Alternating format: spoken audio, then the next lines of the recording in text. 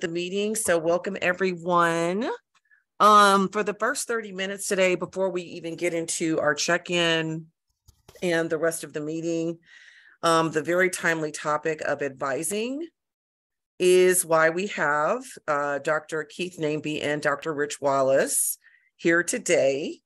So, and this is being recorded, so I will definitely share the link once I have uploaded the video to a more permanent location, which is my YouTube channel, which is private. And of course, Viv will be adding the link to the recording of this meeting in our Microsoft Teams folder so that we can always also reference back to this recording. So yeah, Keith or Rich, go ahead and get started. Thank you again, Mary, for inviting us. And Rich, please jump in anytime I'm framing anything in a way that needs to be reframed or respecified. We're here because Rich and I are both part of the Faculty Fellows for Advising program. And so one of our tasks is to introduce a software called Warrior Connect to faculty advisors across the university. And I always like to put this caveat in there. I begin with the assumption that corporations like EAB, which designed this one, are predatory and basically exist to take money out of taxpayers' pockets by selling gigantic software packages to CSU and similar systems. So I begin with a pretty strong bias that's hostile toward this kind of a software. And with that caveat, I found it really helps me. It helps me in a couple of ways. It makes me feel like my engagement with students sort of fits into my own workflow better, like I feel better about being able to be more responsive and sort of track what's happening in my relationship with students in advising spaces better. But also, one of the things that Mary briefly referenced is Mary, Rich, and I were all at a meeting early this afternoon where the topic on the table was dwindling enrollment. And the question was, while there are many factors that might seem to us like they're not easy for us to kind of engage with respect to supporting students in their degree progress, what are the ones we can? And one idea in that frame is outreach-based advising. So the idea that we might try to help understand that students don't always have the information that they need to make the decisions that would be meaningful for them in their degree progress. A simple example that I probably don't need to mention to ethnic studies professors is what kinds of majors and coursework are out there that they may not even be aware exist based on their high school experiences or their community college experiences, and how can we bring them in touch with those opportunities, both in the curriculum and beyond. So I really like Warrior Connect for that reason, because I think it's made me a much more kind of outreach-based advisor, where I'm more likely to initiate conversation with students rather than to passively wait for students to initiate conversations with me, which for reasons that are not their own fault, they may not necessarily have built the capacities or skills to do yet in a meaningful way. So if it's all right, what I'd like to do is share my screen. Rich, did I miss anything in that intro? I think we're good. Yay, thanks. I'm going to share my screen, and what I have opened here is what I think of as the landing page or basic homepage for my engagement of this software, Warrior Connect. I have it bookmarked, of course, but it's easy to access in the My CSU Stan homepage. It's in what I think of as the tube, the set of corporate softwares that include Microsoft Office 365 and Interfolio and all that stuff. It's alphabetized, so it's near the bottom. It's very close to the Zoom link. And that's a good time to mention two reasons that are closely related that I really like this software. It integrates really seamlessly with both my Outlook calendar and my Zoom. So for example, why that's relevant is if I have office hours, let's say set on a Monday from 9 to noon, and I need to book a meeting because it's the only time someone else is available who's not an advisee, and I put that meeting in my Outlook calendar, it immediately won't allow students to block that any of that time off for an advising meeting. And so that's really useful, I find. It seems to happen as quickly as an email happens. So it's integrated well. And similarly, the system can be set up to auto-generate a particular Zoom link, for instance, to your personal room or some other Zoom link that you set up, whenever the student books an appointment. So it integrates really smoothly with Zoom and with Outlook. And one reason that Zoom integration is important that just came up in our Thursday Warrior Connect workshop, that it was a good discussion, is some of you may have had this experience before. If you're Zooming with a student for a class discussion reason or for advising or whatever, sometimes another student pops in because, the first appointment's going over or the second student's early for their appointment. And one thing that's nice is if you set up your Zoom link that is pushed to students through Warrior Connect when they book an appointment with you, you can set it up to, as you would any other Zoom meeting, to require a student to first begin in the waiting room before they come into the main Zoom room. That way you could prevent, for instance, two advisees from sort of stumbling on top of one another if one meeting runs a bit late or if another student comes early. And that can be really useful if you're discussing personal information like grades or other kinds of personal details. That you wouldn't want any other student accessing. So Zoom and Outlook integration are two reasons I really like Warrior Connect. But this homepage here is the place where I see the results of something I've done in advance. And I do this at the beginning of each semester. I started using Warrior Connect shortly after the pandemic in March of 2020. These things here are a result of me having constrained my availability. I'll show you how to do that later in this third tab here. But because I've constrained my availability by telling the system when I have particular kinds of office hours and what they're for, I see now a stack of upcoming appointments. And I see, for example, the student's name, what time their appointment is, what the reason for their appointment is, and you'll notice that these aren't filled in by the student. If their student fills in a comment, which sometimes students do, like down here, that appears in this column here. So these are not qualitative choices for the student, they're forced choices. California Promise is one of a series of forced choices, as is class registration advising. And that's important because you constrain those yourself. Once you've indicated to the system when you set your office hour availability and linked it to your Outlook, once you tell the system, hey, I'm an ethnic studies advisor, I'm here doing academic advising, my location is the ethnic studies department, and that's a series of choices that you set up. The next choice that you set up after those is what reasons might a student book an appointment with me? And you can select some things that are relatively obvious in your role as major advisors, such as major advising or registration hold or help with graduation application or something like that. There's a series of choices, and those then populate this column here that says service. And that's especially important for one specific reason. Your program probably ought to consider making a decision at the program level about, do we want all of our advisors to have assigned advisees? And what I mean by that is it's none of my business if you do that in your program. I mean, in Warrior Connect, do you want to have a group of your specific advisees who's assigned to you as an advisee? Should Warrior Connect know that information? The reason that's important is, let's say I'm Keith and I'm an ethnic studies major, and I want to book an appointment with Dr. Rove, who's my advisor.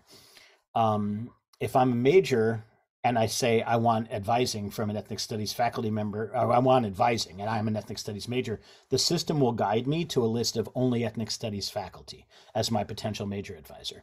If you've told the system, Mary, who your advisees are, as opposed to some other faculty members' advisees, if I'm your advisee and I'm on your list, it would only show me your availability and no one else's.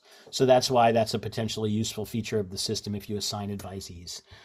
You'll also notice that another choice you can make when you set available office hours is, would you prefer those to be in person for that range of hours or online? So for example, I'm on campus teaching Mondays and Wednesdays, so my office hours are set to be in person, but on Tuesdays, they're set to be online. And in case you're intimidated by the wild range of office hours and services I have, please remember that Rich and I have different roles on campus. We work in the Academic Success Center. So, I'm teaching 2 classes this semester. I have a lot of office hours because I darn well should. This is a role that I play. As you look at this list of my upcoming appointments, before I show you any more about the system, what questions have emerged for you so far?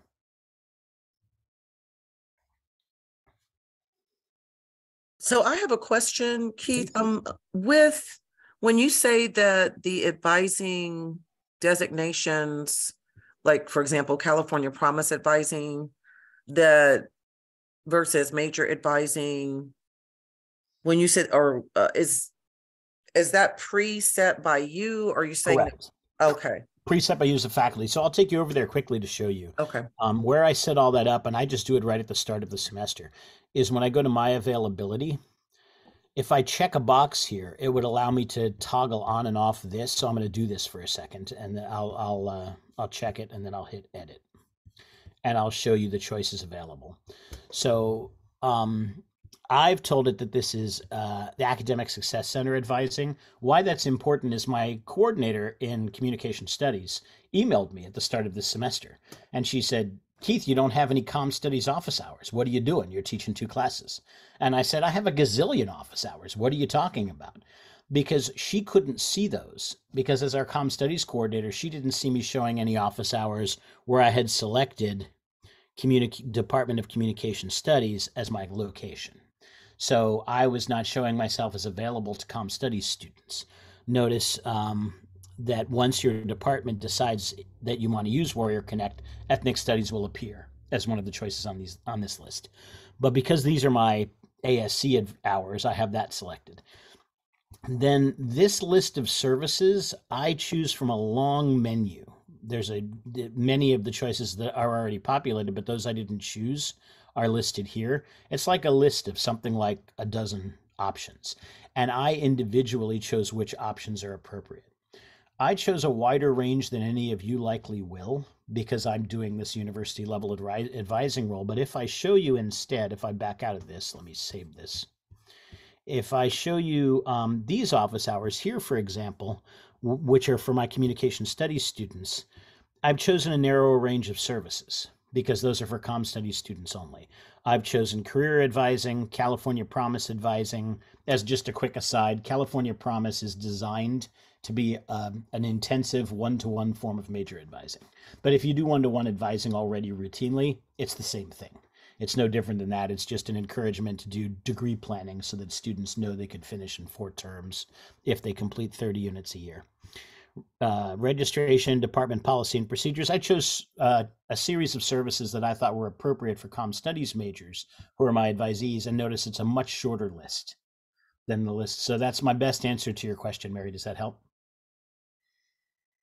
That does. And then, so my next question is, obviously we'll discuss this as a department, whether or not we want to decide to choose this. And what is the next step if we decide as a department that we would like to start using Warrior Connect? Great question. So there's a person named Elizabeth Rivero who's really terrific, very friendly and supportive. She will activate ethnic studies as one of your location options. All of your in Warrior Connect now, but don't be scared by that. It doesn't mean students are running around being angry because they've requested appointments with you and haven't gotten them. They can't see you as an option if you haven't set any availability. So because I set these separate days and times as available, once I did so, students then can see that I exist within Warrior Connect. So Elizabeth doesn't have to turn on your Warrior Connect profile. As a faculty member at the university, you already have one, but you turn on your open to students for bookings sense when you select availability, but you won't want to do that yet until Elizabeth creates ethnic studies as a location, with it as the department as a location within that list that I showed you. So all it takes is if you email me, I'll copy Elizabeth and she'll get you set up. And there's another piece that would really help. This is a short session. Rich and I or anybody else who's a fellow can come back and help you more, of course. Like, this doesn't have to be the last time we give you support if you decide to use this. But there's also a really terrific self-guided, self-paced Warrior Connect training module in Canvas. And if you're interested in looking at that, I can also ask Elizabeth to ask any of you to be added as a student within the Canvas module so you can play with it yourself. But I'm hoping today I can answer questions to sort of introduce you to the software. Thanks, Rich. Yeah, Rich is great Rich lives, I could run to Rich's house in 10 minutes and I'm out of shape if I were on campus, whereas I live in Oakland. And so Rich has been wonderfully generous about being available for folks for in-person consultation for Warrior Connect. For which I'm very grateful. So this is the tab that you set all of those things like, when am I available? For which services am I available? Another nice thing I'd like to show you is in your appointment queue. Let's say that Elva met with me and I wanted to report on that meeting. This is in my view, by the way, one of the best things about Warrior Connect is if I meet with Elva and we discuss something, Rich can then look if in a month Elva makes an appointment with him instead. He can look and see what she and I discussed. And so the way that you do that, there are a couple of ways to do it, but a simple way is if I click the box next to her name and I go to Actions and I choose Add Appointment Summary, it brings up a form that has some of those fields already populated. It knows that this was an Academic Success Center appointment, even if it was virtual, because it's constrained by that location that I chose. If it were a comm studies appointment, it would note that right here. It indicates the service that the student chose as her reason for meeting with me. And then if she doesn't attend, I can uncheck this box here and it shows up right at the root level of the report. So I'll show you this in a moment as a no-show. But most importantly, you can use this text box to say a variety of things that are true. There are also some radio buttons here for some common reasons that might emerge from conversation, like, hey, the student needs follow-up advising conversation, or, we reviewed Stand Planner, which I can understand if no one does. Stand Planner is often frustrating, and we're working on a new degree planning software that links to Warrior Connect. But we looked at the major requirements, and she knows what are all the requirements in the major. We discussed that. We talked about GE recommendations. Any of those things could be used by you making a report with the radio buttons, and or what I use most often is this text box. And then I can save the report, but I'm going to back out of this for a second and show you a bit more. Sorry, I need to move my boxes here. There we go.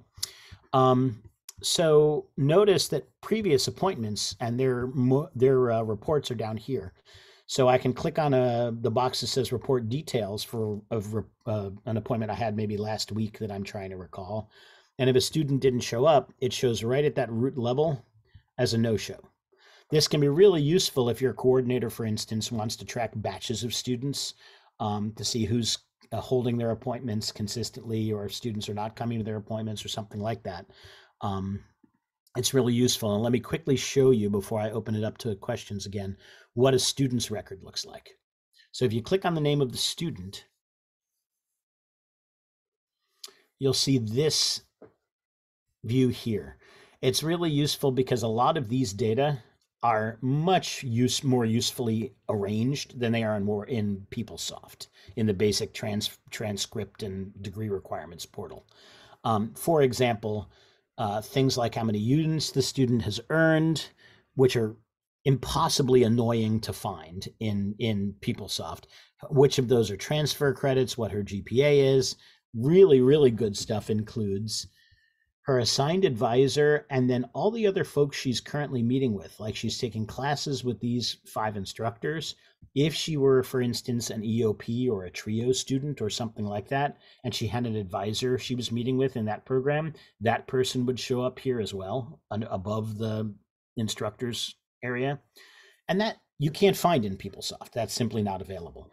And so this can be really helpful information when working with a given student. You get a picture in case you're like, I know I met with Emily last week, but I don't remember which one she was. I met with 15 students. There's Emily. And so it's got a lot of really helpful elements there. Let's say I'd been making appointments with Emily for a whole year already, and I wanted to go back and look at some older reports. I clicked on the tab that said History. It started at the Overview tab. I went to the one that said History, and now I can see a range of appointments she's had with a range of folks who've made notes about those appointments in the system appearing here. Last thing I'll say is these reports that I've just described, which I showed one way to make in the clicking on the appointment summary field, they're only viewable by professional staff. So in other words, faculty members, professional advisors on campus, students can't see them. And sometimes it could be useful. Let's say you told a student, apply for graduation this semester, and you wanted to remind that student to do that in the system. Add a note on this student. If you click this box right here that I've highlighted, this link that I've highlighted, that's a note that the student can view. That's not only visible to professional staff. And especially, just another quick note that I would make is this material, because it's viewable by all professional staff, although students can't view it, they could subpoena it. It's part of their public record at the university. So that's important because, if a student says, I'm not going to register for a full load of classes in the spring because I'm pregnant, right? You could make a note that the student doesn't plan to register for a full load of classes in the spring. I would not put in that she's pregnant, right? I mean, this is a public record. And so that should be private information. So what questions do you have at this stage based on what we've looked at? And Rich, please jump in with anything important that I'm leaving out.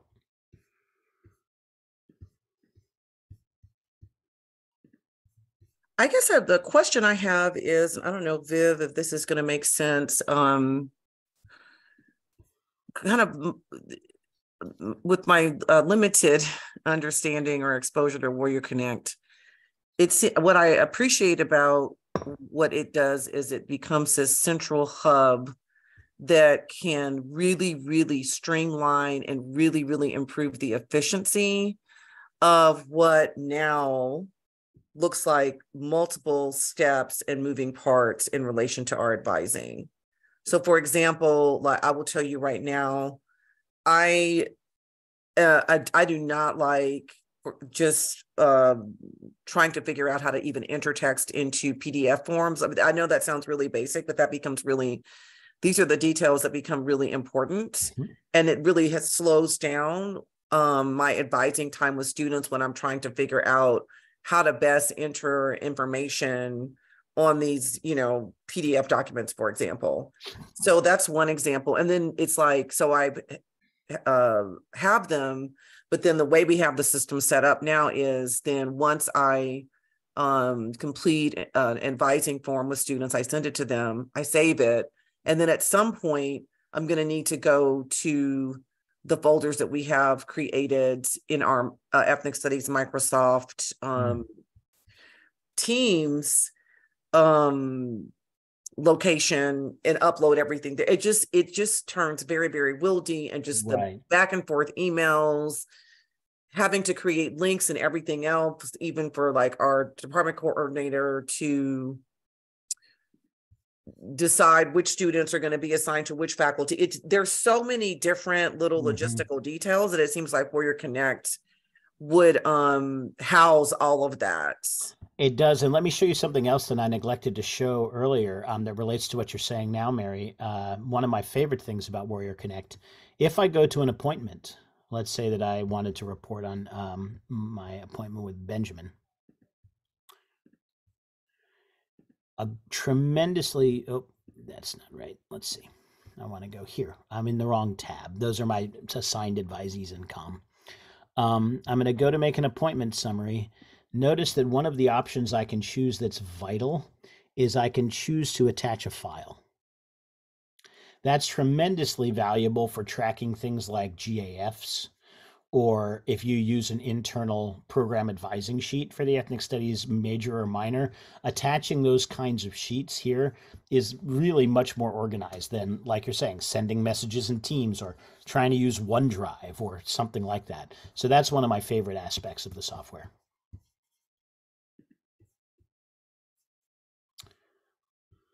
I'm trying to think what things we haven't talked about that are vital.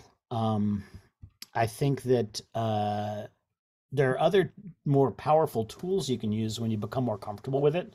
Like, especially there's a feature called campaigns, and campaigns are valuable. Remember, we talked earlier about like, hey, can we track, for instance, some students are making appointments, others are booking them and not showing up, etc. How can we track that and maybe reach out to a student who's missed a couple of appointments in a row?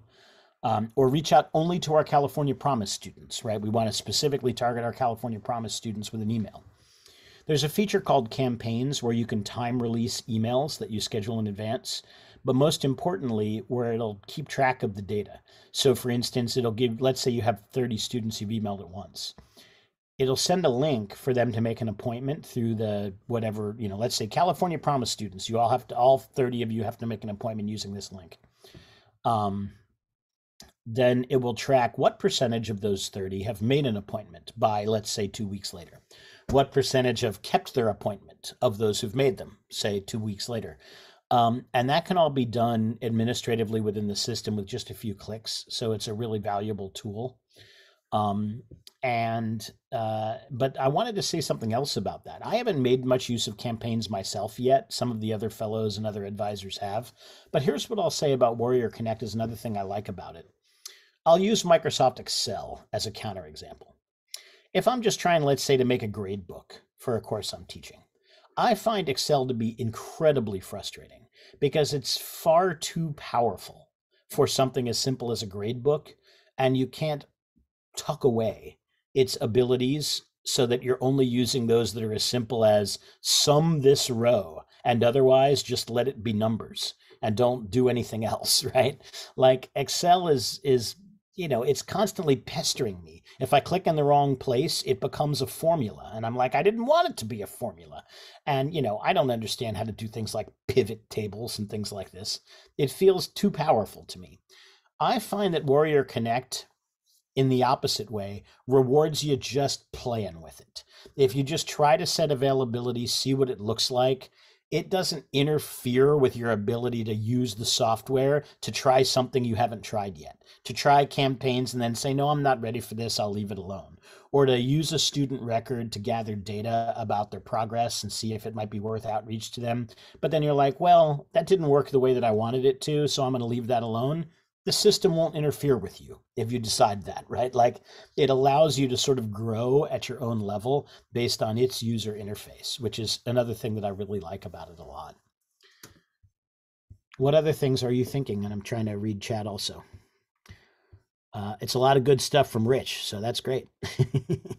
Yes, thank you, Rich. I'm copying and pasting and adding all of these details. I have a section on Warrior Connect uses and benefits. So I'm literally just transcribing these right over to the advising document. Yeah, there's some great advantages if you're a huge department, but also if you're a small department like us, because, I have, I think, 8 advisees. So I can go into Warrior Connect, do a campaign. I haven't done this yet, but because I've just been emailing them. It's easy because it's small. So I'm one-on-one, I'm saying, hey, are you guys, but you can simplify by saying, go in there, select my advisees, one email saying, book me. They're going to get a link that takes them to my office hours, and it tells them they have to book me at these times. Now, if they can't, they can, I guess, say I can't book you at those times. And then it keeps track of who books you. So then you don't have to keep on like who didn't book me, because it automatically books in your calendar. So they don't have to follow up with an email to you or anything. They just book you. And if they don't book you, you know that they don't. So you can quickly send another email a week later to those who didn't book you and say, you need to book me. So it eliminates a lot of the back and forth maybe between your 6 or 8 assigned advisees. Okay, who booked me, who didn't? Oh, okay, I see I have to send these 5 an email now. Oh, no, you could just like, boom. And it's, they have to book you. It says you need to book me. And if they don't, it records that they don't. So it's just it simplifies that, even with a small program like anthropology with I have minimal advisees. You can also do it department wide, like we have 6 faculty, 40 majors. So I can send an email to everybody as the program director and say, you need to book your advisor to register. I know who booked and who didn't. The key thing is you have Rich, I'm going to have to interrupt you and say I have to leave, but we deliberately planned this so Rich can hang out. Rich, I'm going to go to the criminal justice. I can hang out as long as you want, but I won't take too much of your time. I'll let you get on. Thank you very much, folks. I appreciate the time. If you need help at your next meeting, send me the link. I will do, Rich. Thank you. Okay. So what you can do is say, like, you have 25 majors or how many you have for ethnic studies growing, I know. So then if everybody's in Warrior Connect, like just book some office hours, then every student goes in there at ethnic studies and says the book. Well, they know who's my advisor. My advisor is Mary Rofe, so they'll book you. The whole thing keeps track of who books and who doesn't book. So every student, none can really slip through the cracks. So and you as a program director, Mary, would know who is booking, so because you would have. Maybe everybody can actually go in there and see who's booking. I think they can actually. So it's pretty easy to do some things But there's some things require a program buy-in and some things don't, right? So like anthropology, we, even though I'm promoting, they have not bought in, so I book through, Ellen books through, I think others use it to search for students because, anybody can go in there and just search for students and look at their records, right, immediately. It's so easy. It avoids, the clunky going through PeopleSoft to kind of find stuff out. So anybody can use it for that. But I book students, Ellen books students, but the others don't. So we don't do campaigns for the whole program. I can do campaigns for my students. So it's kind of, it's flexible in that sense. Like for a small program, if you have 5 advisees, maybe you're like, well, I just like to email each of them individually. I like the personal touch. I do it. And I've done that a lot too. But at some point, it gets to be a lot of emailing that takes a lot of your time. And we know that there's been a lot of job creep. So anyhow, I'll stop there. And if there's any other questions, I'd be happy to field them, or I can let you guys move on and you can book me again for another meeting, or I can meet with you individually, whatever you want. And quickly, I have a last question for now. So basically, even if, like, say we discuss this as a department and we decide not to adopt this as a department, could then individual, and because I know it, right, and first year faculty don't even do advising. Right. So say, would we still have the option as individual ethics studies faculty members were saying, if I want to go ahead and get set up in Warrior Connect to start advising in the spring, and then Elizabeth would still be able to add ethnic studies, but then I would be I would be the only ethnic studies faculty member. I mean, okay.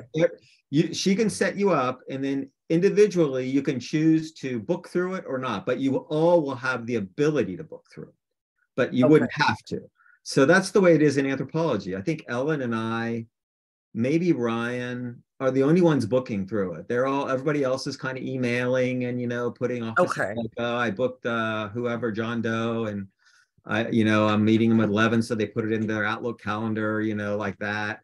I like it on the calendar because it's just like, it just appears and they're booked in there and it's at my office hours. So it's just really, I mean, I meet students anytime too. Some will say like, I can't make it. Can I meet you on Friday at 4? And if I'm around, I do it. But any of you can do it, take advantage of it or not. So what we can have Elizabeth put you in as a program, and then you can kind of work your way into it if you want. Yeah.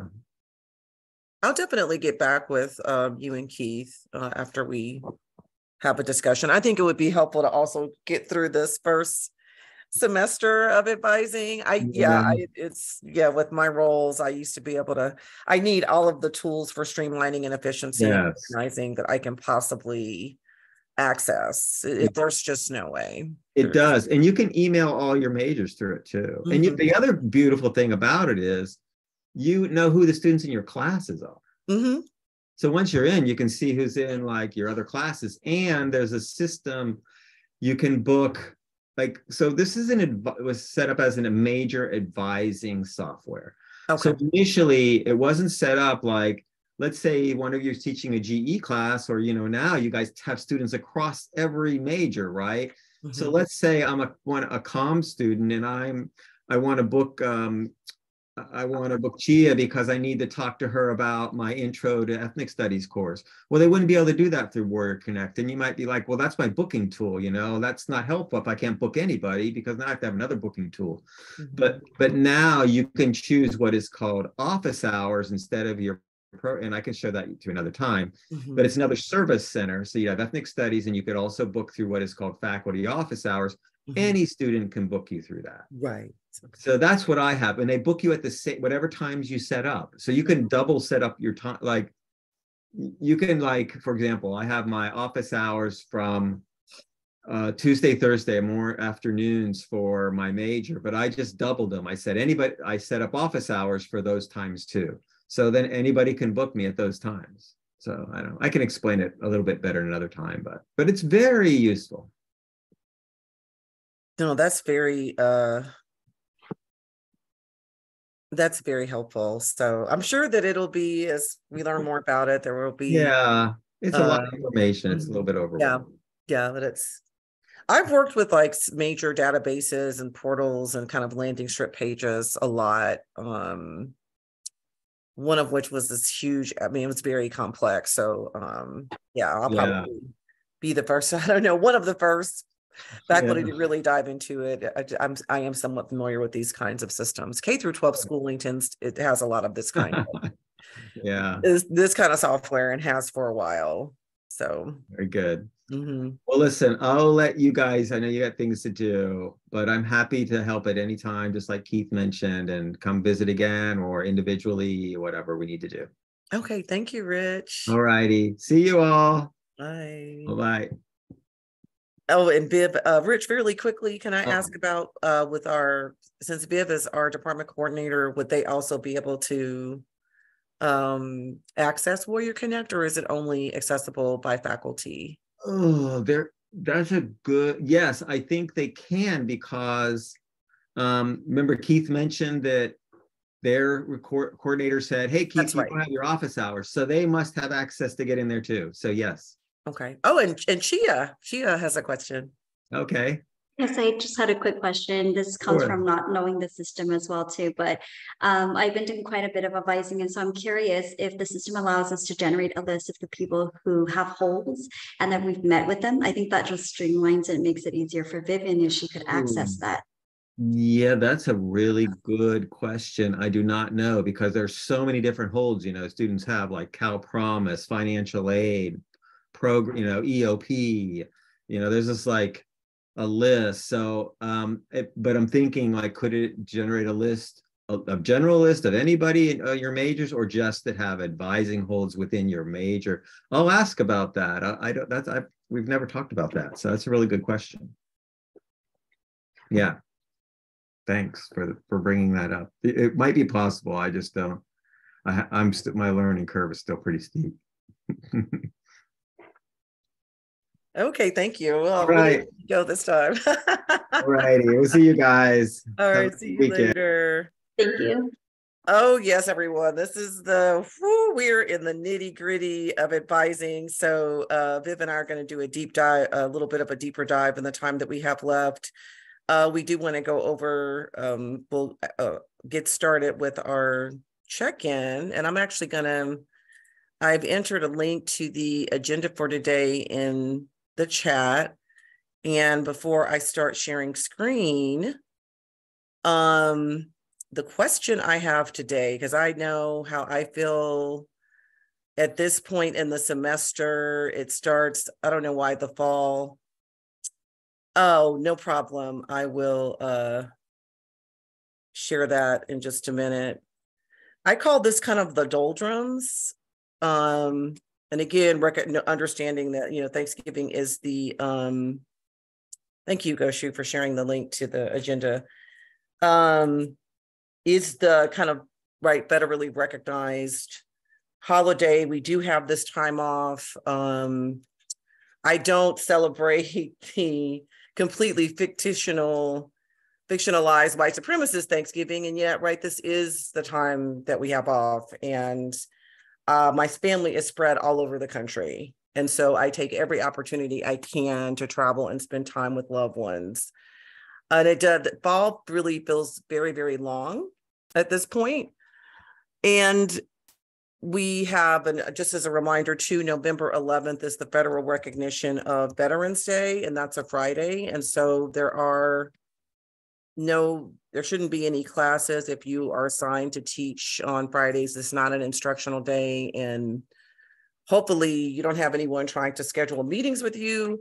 But once we actually get up to Thanksgiving, we come back and it's boom, it's basically like the end of the semester. So I'm just curious as to how you all are feeling as we head into the first major break, but also what really does feel like, in a lot of ways, the end of the semester, even though it's not.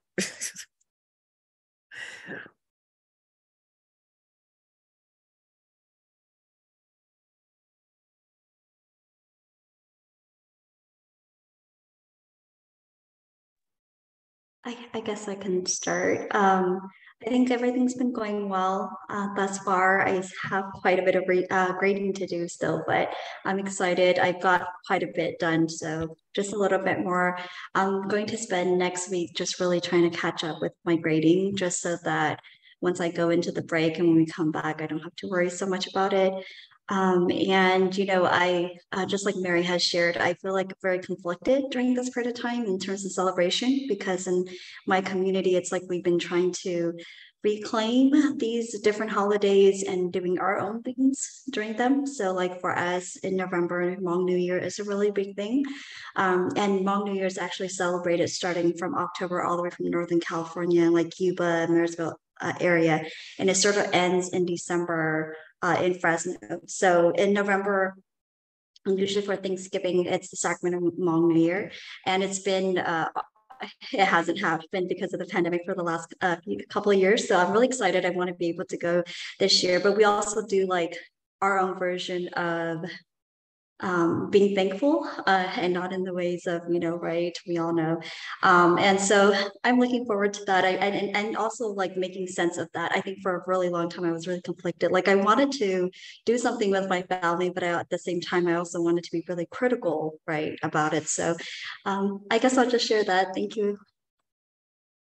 Thank you, Chia.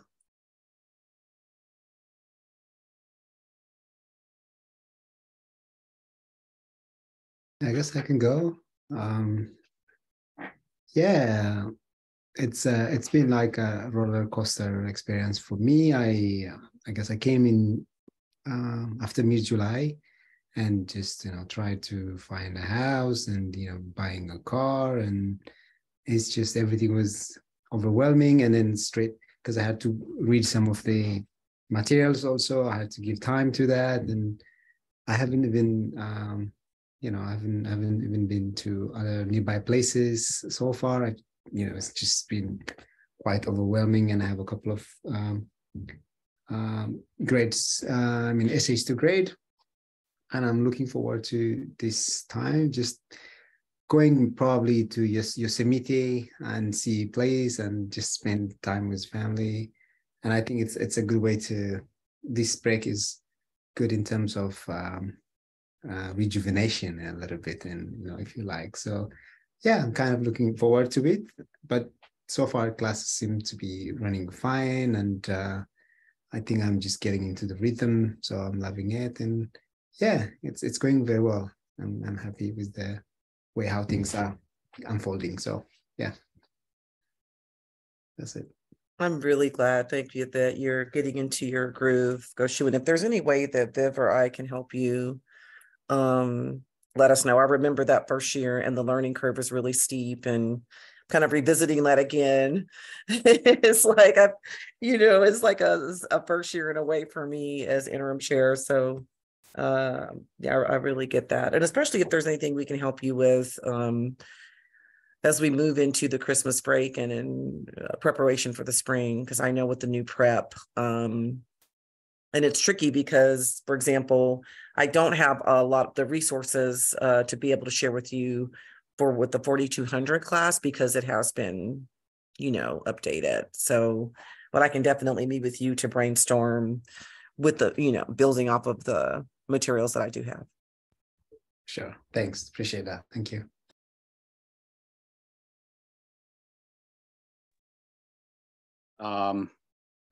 It's going well as can be, all things considered. I'm going to Oklahoma to get my grandma for Thanksgiving over the break.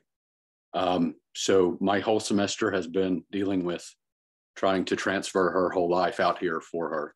And I'm not entirely successful with that yet. I'm still trying to get one doctor to do some stuff. But anyway, that's kind of been overwhelming to me. So classes and things have actually been going great. It's stuff that's more manageable and that I have more control over. So I've actually I've enjoyed the classes tremendously. A side note about Thanksgiving, in Choctaw, the word for turkey is fuck it. So we have a lot of jokes about Thanksgiving and turkeys. There's a popular t-shirt on Etsy you can get that says genocidal holidays, fuck it. And then there's a picture of a turkey. Anyway, so that's how I feel every Thanksgiving, basically. But this will be a special and weird one because I'll be going to get grandma out of her house that she's been in forever. She's never lived anywhere but her hometown there on the res ever. So this is going to be pretty big for all of us. Anyway, I'm looking forward to wrapping up the semester and be done with grading, but it'll be Christmas before that happens. Thank you. It's huge and it's really surreal. Thank you for sharing that. I'm definitely going to share that and make sure that I'm going to find the t-shirt on Etsy, or I want to see the actual letters, like the Choctaw spelling, obviously, but I'm definitely going to share that over Thanksgiving. And I will say, Goshu and Katie, speaking to how well classes have been going for you, students are already thank you. I'm seriously going to share this and be like, okay, this is the context, and phonetically it sounds like la la la, and which is very apropos too. So I will say that students are already requesting to have you and Goshu advise them. And that is absolutely optional. Obviously, that's not happening this semester, even in the spring. It really has not been our practice for first year faculty to advise because it is such a labyrinth and a maze here, and it takes time to get up to speed. And so, that's something we can have one-on-one conversations about, or just a quick exchange about. But I will tell you, with everything that you all have going on, I would actually advise to not start advising until next year. And we can explain that to students. And it's just a testament to your impact on students, the positive impact you're having, because they're already requesting that you advise them.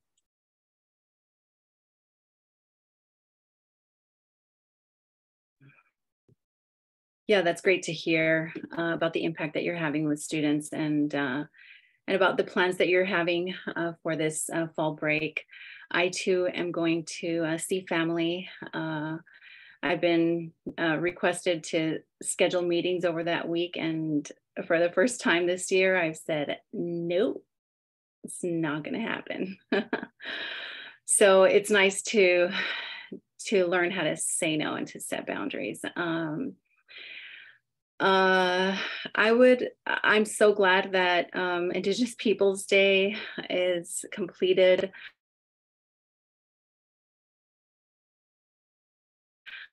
I feel a huge relief. The next planning meeting that we have for the following year is in December. And so I feel really good about that, because planning that much in advance is only going to be, a positive thing. So anybody interested in joining the planning committee, you're always welcome to come. And Viv, you are not required to come to that planning committee at all, but I always want to, just let you know about what we're doing, just so that you are in the mix of it. But yeah, I did a stretch of grading last week, which I literally forced myself to. I said I wasn't going to do a particular reward that I had until I got a huge chunk of grading done. And I feel really good about that. Because it's usually one of those things that I feel really guilty about, that it's like students really deserve to have, updated grading progress. Yeah, I'm also curious about or interested in hearing your feedback for Indigenous Peoples Day programming. I would love to incorporate some of that feedback for next year's planning. And after attending Dia de los Muertos last night, that's probably fresh in our minds, and I just absolutely loved the event. So maybe we can reflect on that event when Juvenal is here. Yeah, thank you for sharing, Kwaponka. And yes, the power of no, the single shortest complete sentence in English, the English language, and a couple of other ones. And I actually was listening to just like a YouTube vlogger, and when they were saying that actually our no's are actually saying yes. to other right kinds of priorities, especially when we're talking about self-care and balancing. And so that's been a very helpful way of thinking about when I'm saying no, which I'm saying no more so these days, it's really a yes, to something else. So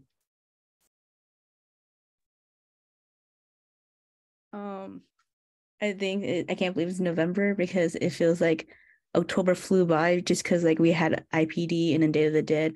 It was an amazing event. I'm glad that those happened because I think our department really needed it. It's funny because like since October hit, I've been here for 6 months and it flew by, and I'm happy to be here with everyone. I know that you guys are deep in grades, so I'll try to limit my emails to you guys just because I know everyone's going through it. It's November, it's December, everyone's going through it. So thank you everyone for replying back to my emails, and that we're all in this together and we'll push through and have a good breaks. Yeah, thank you. I feel like I definitely relate to everything, something that literally everyone shared. And I'm just now starting to feel like I'm coming up for air in relation to teaching and sharing at the same time. And also have really felt energized and inspired by actually having our first face-to-face ethnic studies event since February of 2020, which was the Indigenous Peoples Day event in this beautiful new facility. And then also attending Dia de los Muertos last night. And so, yeah, Juvenal's not here. I think he's at a conference. But yeah, I think segueing right into your question, Poponka, if anyone has any input on the Indigenous Peoples Day event that was held. It was just a few weeks ago. It feels like it was 2 months ago. It was October 13th. So I know that I attended, Viv attended, and Gushu was able to attend. I'm not sure if anyone, because I know Chia, like the conflicting with our teaching schedules and everything gets tricky. Yeah, but if anyone would like to share any input. I was in the back at the very top. I was wearing my Choctaw shirt, so maybe you could see me in the blue shirt. But I had a student walk past and just actually ask me about one of the songs. And he just, basically he was surprised that he was moved by it. And he was kind of seeking from me why he was moved by it. And I didn't really have an answer for him. At least not the kind he was looking for, I don't think. But I think that kind of experience is why something like Indigenous Peoples Day is so important. Because that student is going to spend a lot of time, I assume, I hope, thinking about that experience. Why did I have that reaction to that song at that moment? And I think there are things that will be learned for that student in that headspace that wouldn't have been learned had he not, attended that event and been in the presence of a song, been in the presence of drums and felt them. And it's just, I don't know. I was reminded that both by that Indigenous Peoples Day event and by last night that I'm really proud to be here. We're doing good stuff. So I like that for IPD, like what Katie says, like the drums was very moving in the fact that you allowed students to be a part of it. And I think that's something that we forget about our departments, that ethics studies is very hands-on and that students are not used to that. So the fact that Dr. Kuponka let students like try those drums out, they've never had that experience before. And I'm glad that we did that.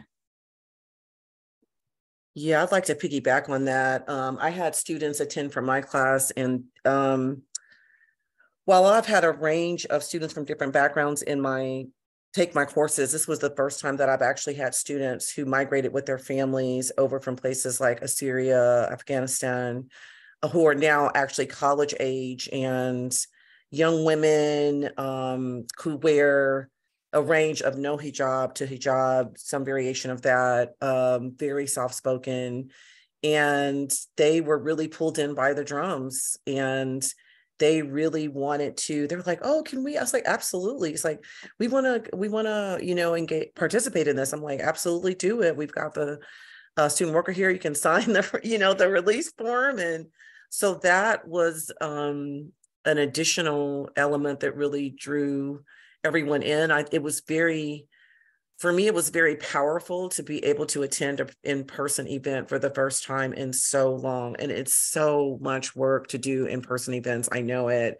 Goshu, we're going to discuss this on Monday with the, and this is the power, and this is the beauty of when we're able to pull it off. I appreciated the just kind of organic flow of the way that the speakers were going, and having the kind of guest speakers interspersed with student speakers. And I thought that was an interesting format, and it is different from like the kind of standard, okay, we're going to have all of the panelists speak, and then we're going to have student presenters open up or close out. And so that's a feature that kind of keeps the energy moving and keeps it fresh in a way. So yeah, it was great relaunching of our in-person ethnic studies events. And Goshu, I know you attended, so I'm going to be quiet. Just if I may add,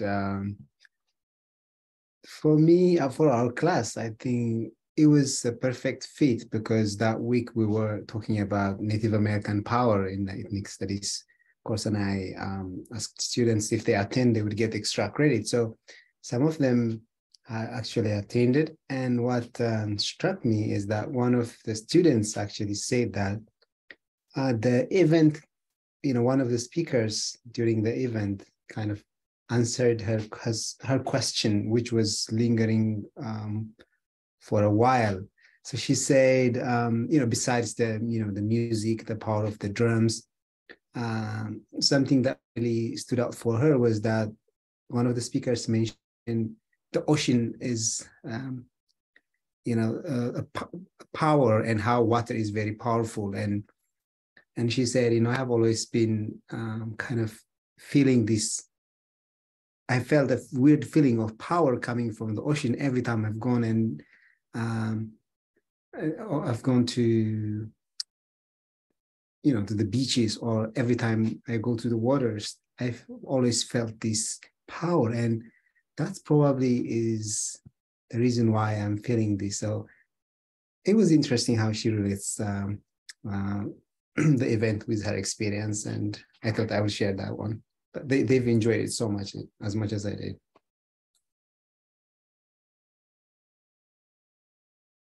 Yeah, well, thank you so much for your feedback. I really, you know, just kind of get into the zone, right? And just kind of like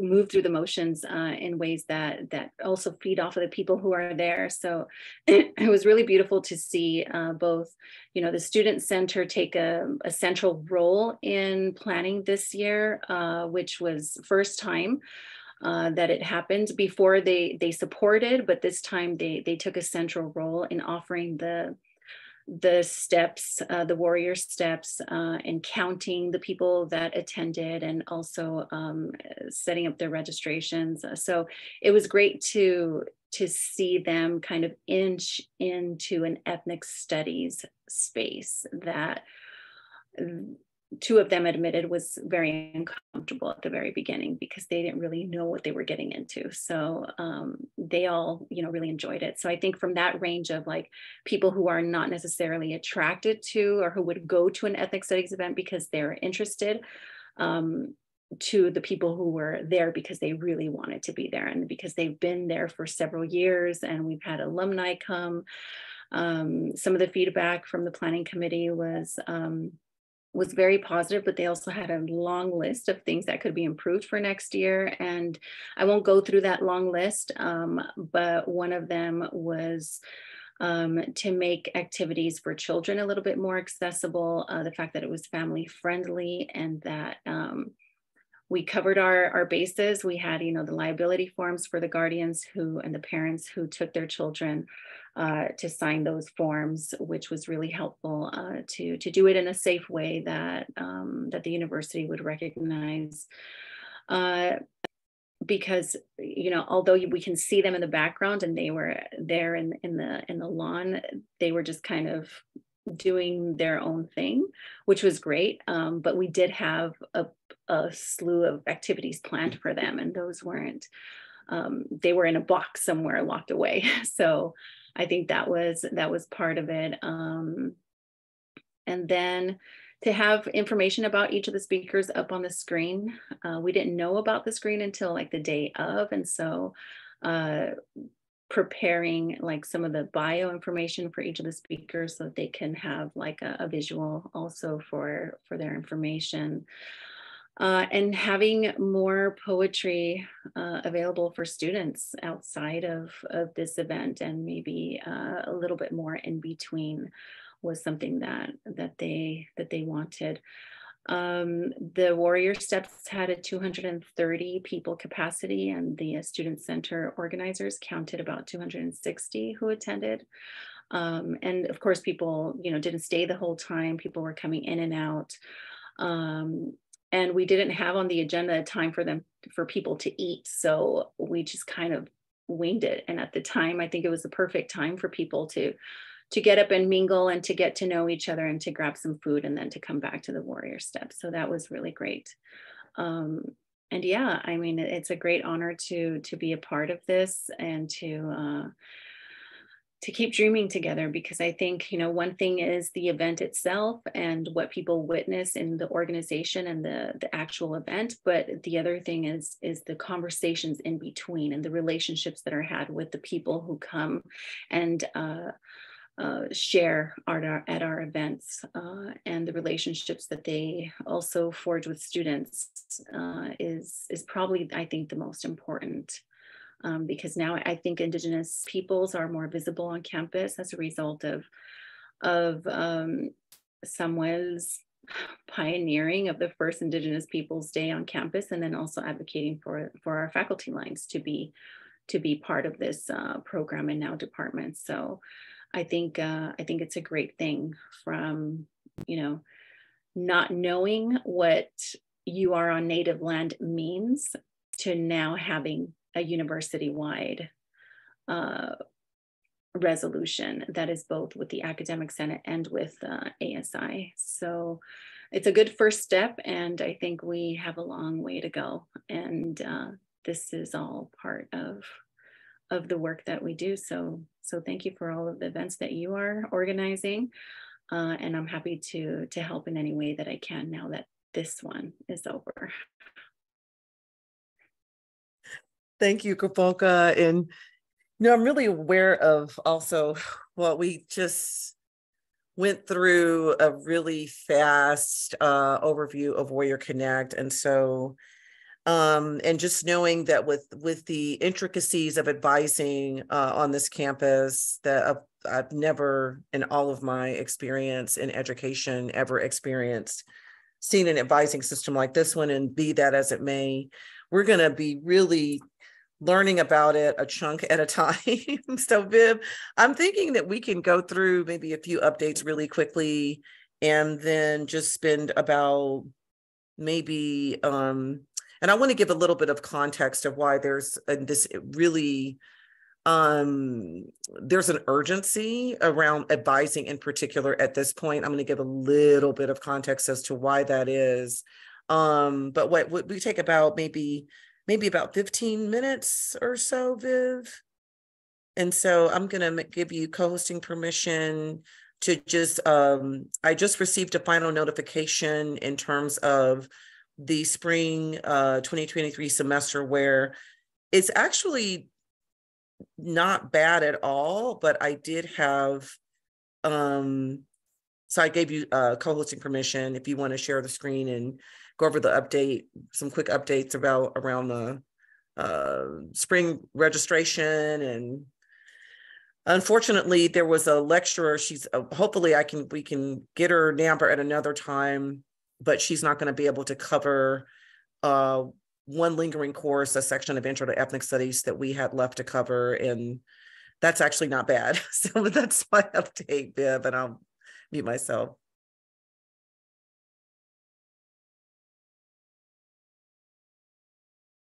Did you want me to go over the class schedules or just the agenda for today? Yeah, I think if we just go over, and you all, it's like, then there's, you know, and all of these different meetings, there's notifications about mandatory trainings. It really, I have been delinquent on those before, and it sucks to have to like, the only reason I'm not delinquent on them anymore is the time that, like, this is real talk, is when I couldn't just go to the original link of like when those mandatory, there are like all of these HR compliant state mandated trainings. So just quickly, and what I like to do is I like to just copy and paste the messages and add them into the agenda so that you can see, because I know it's hard to get to email the full text, it's awkward, but one of the reasons I do stay up to date with these is because it's actually, at least a couple of years ago, it was really hard to go back and to try to access the links to the mandatory trainings after the deadline had already passed. So I would also, in addition to everything that President John has in the email that she sent out, that's another reason, is that it wasn't as simple as just like, oh, let me just click on the link and, oh, I can just access it. So, yeah, but Viv, if you could give the final updates on the spring schedule, that would be great. And yeah, so I can just go through the agenda and I'll go to the live schedule right after. The one thing about our training is that they're required for you to be on the computer for an hour. And I know that sometimes people can finish the training really fast. So just a FYI, even though you finish your training, they will still make you have your computer on for like extra 20 minutes to make sure your full hour is there. So in case it says incomplete, but even though you complete it, it's because of the time frame. Let me go down. So for ES event, we went over IPD, and then Data will go over next time. Office supplies, staples. Right now we have a funding of $82, but later on we'll talk about how our funding did increase, so we can talk about that later on. For advising, the first round of registration is this upcoming Monday. So if anyone is still doing advising, or if they're done with advising, please send me your student information so I can remove their hold. If they do not remove their hold, they cannot register. So I don't want them to blow up our email and cause any wreck, all that. But I did have a list of folks who have not got their advising yet. The ones that are highlighted is I already removed their hold. Some students did not reach out to us, even though I have sent a few emails. So if they do email you, just reroute to my way and we'll make sure they have advising done. But a lot of them are, I sent them to your way. So I did a copy right here, so if you see any names, you know that they did their advising, let me know. Dr. Mary did provide a advising instruction right here, so feel free to look at it. New faculty do not have to do advising. Goshu, Katie, we'll talk about it for next time. Budget, Dr. Mary, do you want to talk about this? Yes, so quickly, one of the learning curves obviously is learning about the budget. And so the first thing I did, and I just re-entered a link to the link that's also provided on the agenda to the advising document, that I did meet with Jim, the dean of our college, and the ethnic studies budget had not been increased since 2000. And so that was really a high priority for me to be able to meet with him. And so he looked at the data and also looked at other comparable departments that have similar sizes in terms of their faculty. And so he is going to increase that to 13,000. Now, he told me that it was 6,500. Viv and I also met with Lori Phillips and Erica Dores in the college, who are the go-to kind of college level administrative staff for all budgeting kinds of logistics and questions. And so he did inform me that the next step would be to meet with them. I was like, is there anything more that I need to do to make this, to increase the budget? Because we really need to have it increased ASAP, especially with 2 new faculty members this year.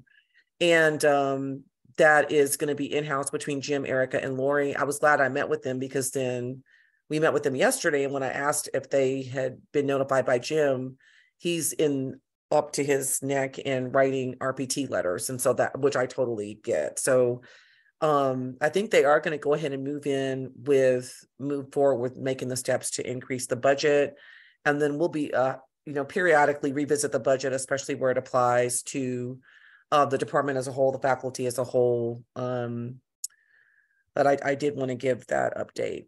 So yeah, so thank you, Dr. Mary. We did receive our allocation for our library budget. It is $3,000, which means that everyone gets $500. So if you click this link here, it will take you to our Google Doc. It is separated by studies, so Black African Studies, Chicanx, Native American Studies, Asian American Studies. Your name will be here, and how we prioritize is the green highlighted which one you want us to buy, secondary, third priority, and owned. So they will go through it, and we'll see if the library has it. I'll mark as owned. If not, we'll do your top priority. So these are the tabs with everyone's name on it, and you have $500. So if you can put the format is a what's it called, a physical book, or is it an online book, title, author, ISBN, and just any notes that you think that is necessary. But feel free to fill this out.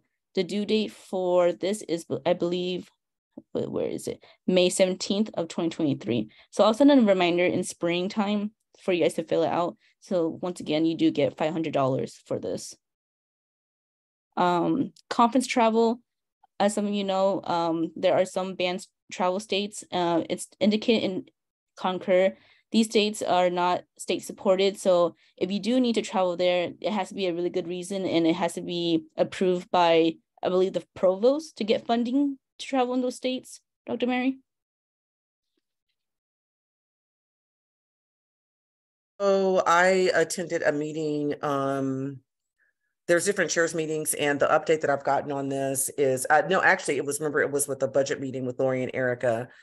There are multiple layers or levels of approval that are needed for exceptions to be made to any kind of work-related travel to banned states. And it's the dean, it's the provost, it's the president, it's a lot of different levels. And Lori and Erica did show us the form, like the exception form, because absolutely no exception can be made in terms of the state of California, because we're a public institution, will not approve any funding of any kind of work-related travel to banned states. And so the exceptional form has so many layers of approval, because then the university will have to look at non-state funding sources. And they would say, and then in the case, what Lori and Erica explained is that very, very, very few exceptions would be granted. Like the example that they gave was that it would be if, say, a faculty member was doing some kind of critical research or collecting of data, or had already maybe some kind of research in progress before, say, a state was added to the travel ban list. It would be very, very difficult to get exceptions to this. Yeah, thank you, Dr. Mary. So now we are moving on to finalizing spring of 2023 schedule. So the schedule is live. Everything is correct on our schedule. The only thing that is not correct is, I believe, where is it? Juvenil's course, Intro to Ethics Studies, Section 2. Wednesday will be hybrid. I just had to fix that. But everyone else is correct. Please take a look at it. The only course that have no one teaching really is the Intro to Ethics Studies, Section 8, due to our, what's it called? I forgot their name, Dr. Mary, but they're unable to teach that course.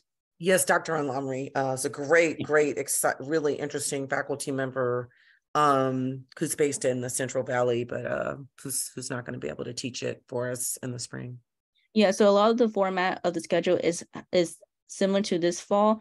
So majority is hybrid, and you do have one online course. So I think we're trying to move this type of format for our future courses, which brings me to schedule of 23-24. we are inputting that in November, I believe 11th. So if you have any recommendation of like, if you don't want to teach morning classes, let us know ASAP, or you prefer nighttime classes, just because then it's easier to put into PickWeb right now instead of doing a whole schedule change that requires Steve Roth approval. If we put it now, it's a lot easier. Let's see. Anything else? Yeah, or if you're interested in teaching this summer too, let us know and we can input that. We can talk about it. Just email Mary and I. I believe that's about it on my side. Anything else, Dr. Mary? Yeah, thank you, Viv. I will do just a quick kind of context for what's happening around advising. And like I said, we'll just continue to revisit it throughout over the course of different meetings. So I'm happy to share my screen now, Viv. Thank you. So before we end with the really important announcement. So again, we have that. I'm really curious about Warrior Connect. I'm going to go ahead and I'm not going to get, so we covered conference travel. I would say for, let me see. I'm going to go back up here. So one of the reasons there's an increasing emphasis, prioritizing allocation of resources to improve advising students on our campus is because of actually larger national pattern of declining enrollment of students, especially during COVID-19. And that even in relation to Stan State, we're also being impacted by this, right? The entire CSU is being impacted by this. And unfortunately, it actually originates with the community college at that level. I know that there was an article that I was reading last year where there was like a 20% decline in community college enrollment. And I believe this is within the California community college system. And so that's also going to continue to have more long-term impacts on enrollment. And what's projected this year is that there is going to be a 6% decline in enrollment that's actually projected for this spring.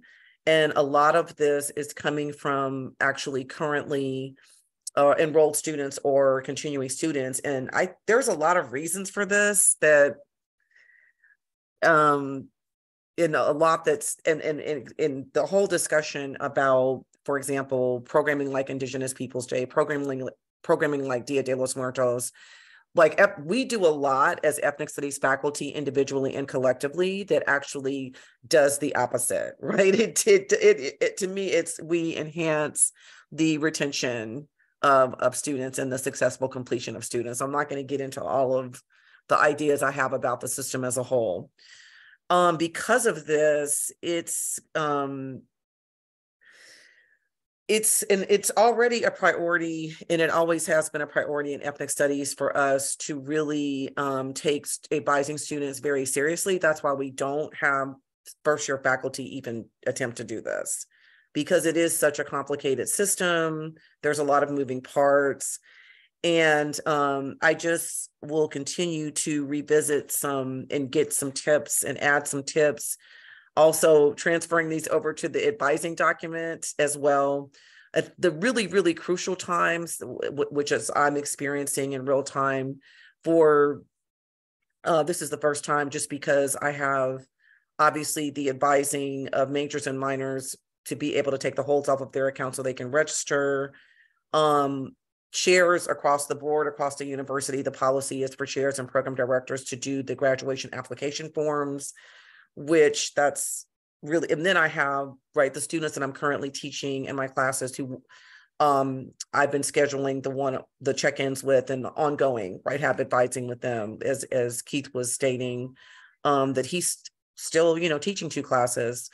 So one suggestion that I have that we can revisit moving forward, especially because we are able to calendar the schedules 2 years in advance, is to really look at which faculty are going to be advising in any given fall semester and spring semester, and then how we can try to work around making sure that at least during those critical 2 weeks before the schedules go live, that we have all hands on deck, for example.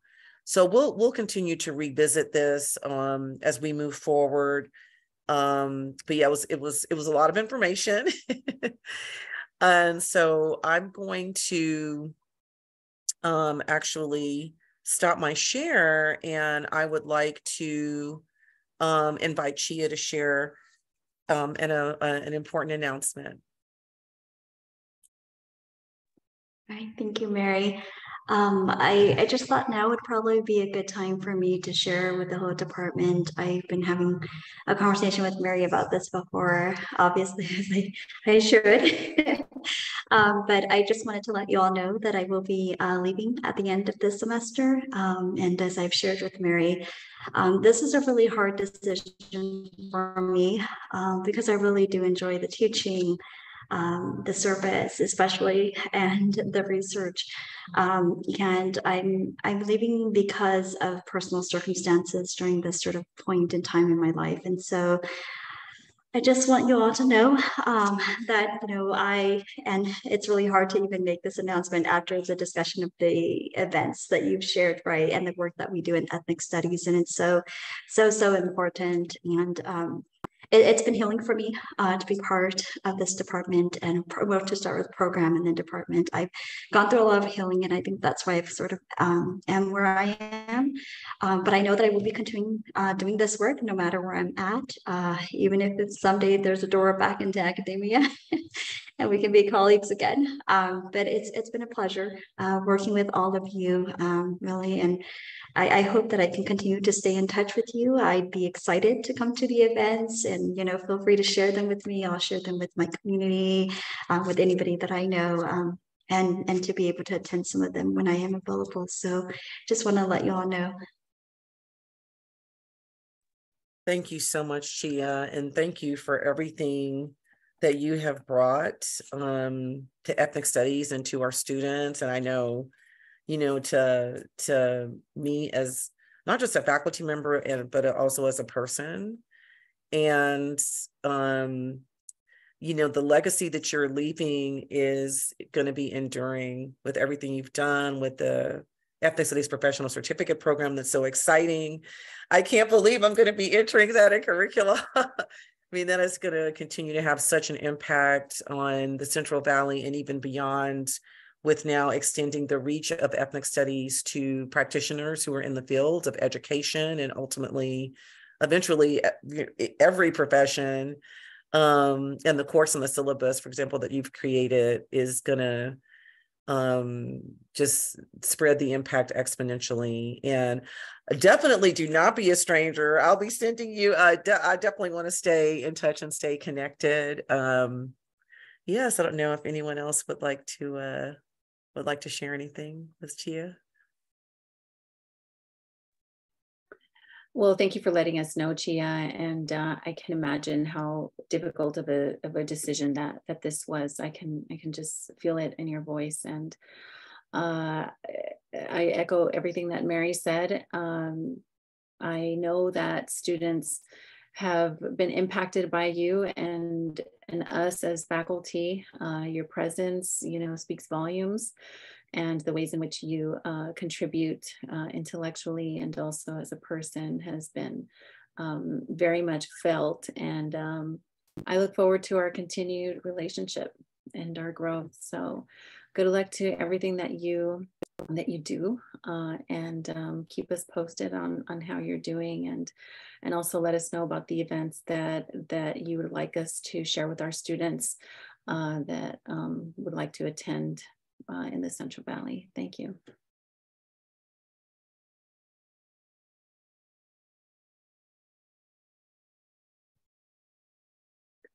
Good luck, and congratulations, and on to your next stage in life. So yeah, we didn't really have even like a proper conversation because obviously, with COVID and with the way that things are set up. But yeah, happy for you in the next stage, and hope you stay in touch. The best. Sorry, I just realized I was on mute. Thank you. Best wishes. That's Thank all. you so much. Thanks, Katie. Gia, you already know how I feel, and I support you no matter what. I still see you every Tuesday, so we'll continue that. Yes, we should go grab coffee or something, or do something. Good. Thank you all so much. Thank you, Chia, and thank you, everyone. This is really, really great meeting, and it was a really powerful reminder of what we do,